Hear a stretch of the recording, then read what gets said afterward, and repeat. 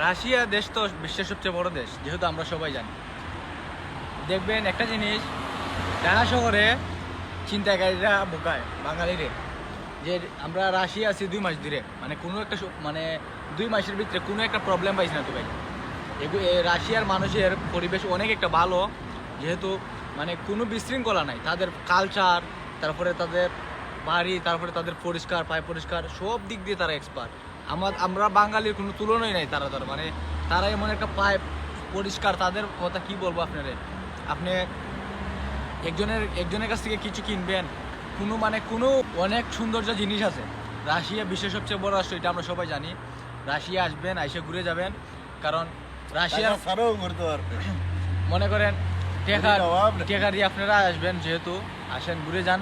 Russia অনেক একটি সুন্দর রাষ্ট্র, অনেক বড় রাষ্ট্র, মানে মানুষের কোনো তুলনাই না, হয়তো একটা ভালো মানুষ, আর তারা দেখতে অনেক সুন্দর আলহামদুলিল্লাহ। আপনারা আসবেন, ঘুরে যাবেন, এই বলে আমার বক্তব্য শেষ করলাম। সবাই ভালো। আমাদের বড় ভাই শামীম বলে গেছে, শামীম ভাই কিছু বলেন। রাশিয়া সম্পর্কে বলতে গেলে এই দেশটার প্রাকৃতিক সৌন্দর্য খুব সুন্দর, মনোমুগ্ধকর পরিবেশ, প্লাস চলাফেরা একদম ভদ্রতা, এবং তারা খুব বন্ধুসুলভ আচরণ করে। প্লাস তাদের সাথে চলাফেরার ভিতরে কোনো নাই, তারা কোনো রাগ নাই, কোনো বিদ্বেষ নাই। হ্যাঁ, এই জিনিসগুলো আমাদের কাছে খুব ভালো লাগে। এবং তারা সব সময় পরিষ্কার পরিচ্ছন্নতা খুব ভালোবাসে। পরিষ্কার পরিচ্ছন্ন যেটা আমাদের দেশে নাই, কিন্তু এদেশের মানুষের পরিষ্কার পরিচ্ছন্ন প্লাস চলাফেরা, তাদের কাজকর্ম অনেকটাই আমাদের চেয়ে অনেকটাই এগিয়ে। তার জন্য আমরাও চেষ্টা করতেছি যে আমরা নিজেরা যদি ওইভাবে চলাফেরার চেষ্টা করি, ইনশাল্লাহ একদিন আমাদের দেশও সবাই এভাবে চলাফেরার চেষ্টা করবে। আমাদের দেশের পরিবেশও সুন্দর হবে এবং মানুষের মানে পরিষ্কার পরিচ্ছন্নতা সবার মাঝে চলে আসবে।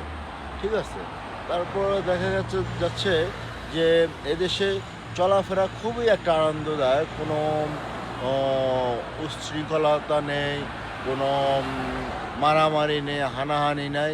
ঠিক আছে, যেটা মানে ওদের কাছ থেকে অনেক কিছুই শিখতে পারছি। যাই হোক, আপনারা যখনই সময় পাবেন, আপনাদের হলে আপনারা রাশিয়াতে চলে আসতে পারেন এবং ঘুরে যেতে পারেন। ঠিক আছে, আর বলবো যে দেশটা খুবই প্রাকৃতিক দিক দিয়ে সৌন্দর্য, খুবই মানে দেখার মতো দেশ, যেটা আপনার মনকে সব সময় একটু নাড়া দিবে। প্লাস এখানে আসলে আপনার মন ফ্রেশ হয়ে যাবে। যেটা আমাদের এই ছোটো ভাই আরিফ, ও ঘুরছে, ওরও মন ফ্রেশ হয়ে যাচ্ছে, এবং আমাদের সোহাগ ভাই, সেও এই দেশে আইসা সেও একটু স্যাটিসফাই হয়েছে।